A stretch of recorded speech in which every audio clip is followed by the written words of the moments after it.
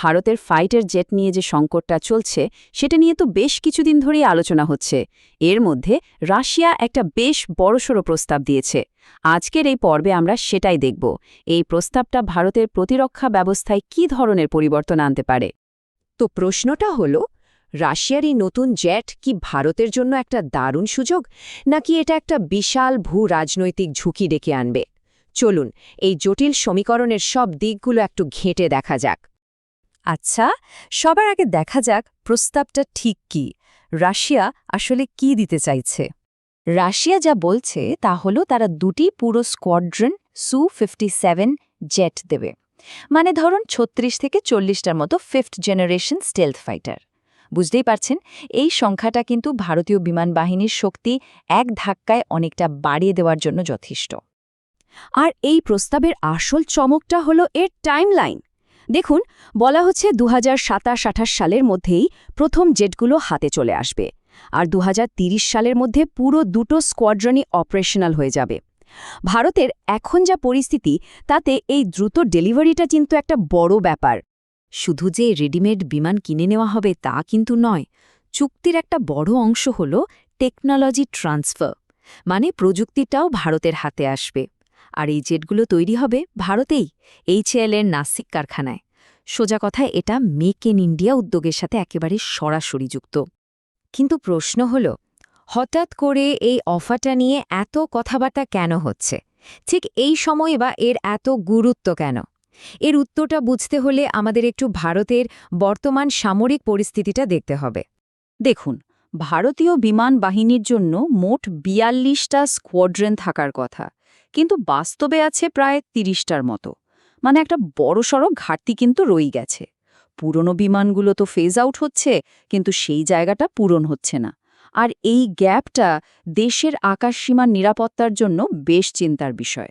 ব্যাপারটা আরও জটিল হচ্ছে, কারণ একদিকে যখন ভারতের স্কোয়াড্রন কমছে, ঠিক তখনই প্রতিবেশী দেশ, বিশেষ করে চীন, তাদের 5th generation stealth fighter G-20 কিন্তু বাহিনীতে যোগ করে ফেলেছে। পাকিস্তানও পিছিয়ে নেই, তারাও নিজেদের এয়ারফোর্সকে আধুনিক করছে। এই পরিস্থিতিতে ভারতের হাতে কিন্তু খুব বেশি সময় নেই, একটা দ্রুত সমাধান দরকার। আর ঠিক এই কারণেই সু-57কে কিন্তু পার্মানেন্ট সলিউশন হিসেবে দেখা হচ্ছে না। পলিসি মেকাররা এটাকে দেখছেন একটা ব্রিজ হিসেবে।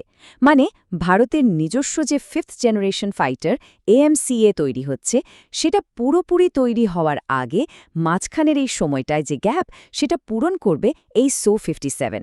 এটা একটা স্টপ গ্যাপ ব্যবস্থা। কারণ ভারতের নিজেদের বানানো যে অ্যাডভান্সড মিডিয়াম কম্ব্যাট এয়ারক্রাফট বা AMCA, সেটা তো একটা দারুণ প্রজেক্ট, কিন্তু ওটা পুরোপুরি তৈরি হয়ে সার্ভিসে আসতে এখনও বেশ কয়েক বছর দেরি আছে। তো এই মাঝের সময়টায় সু-57 সেই প্রযুক্তিগত এবং সামরিক শূন্যস্থানটা পূরণ করতে পারে। সামরিক দিকটা তো গেল, এবার আসা যাক শিল্পক্ষেত্রের কথায়।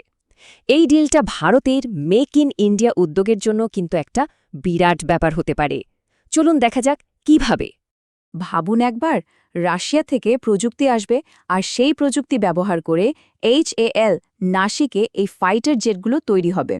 এর মানে শুধু বিমান বানানো নয়, এর সাথে সাথে দেশে একটা মজবুত অ্যারোস্পেস ইকোসিস্টেম তৈরি হবে।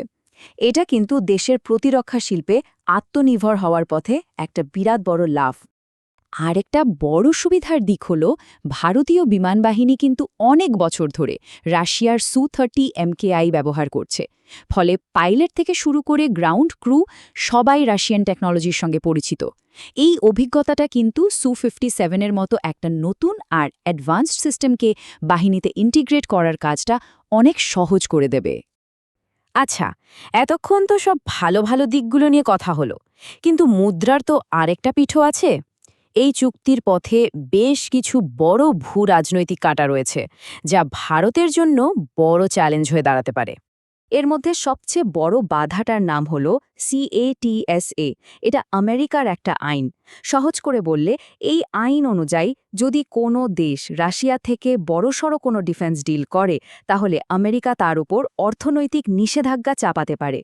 আর ভারতের উপর যদি এই নিষেধাজ্ঞা লাগে, তাহলে সেটা আন্তর্জাতিক সম্পর্কের ক্ষেত্রে একটা বড়সড় ধাক্কা হবে।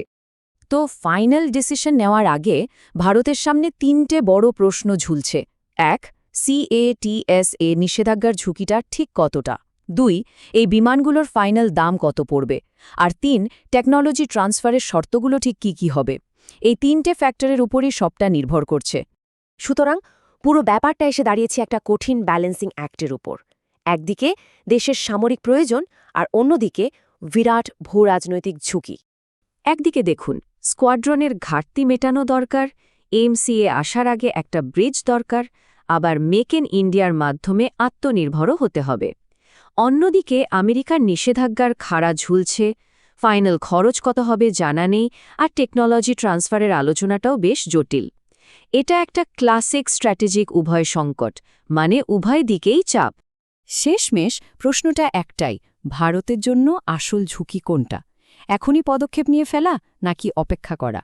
এই একটা সিদ্ধান্তই হয়তো বলে দেবে যে এই দ্রুত বদলে যাওয়া বিশ্বে ভারতের আসল স্ট্র্যাটেজিক প্রায়োরিটি ঠিক কোন দিকে।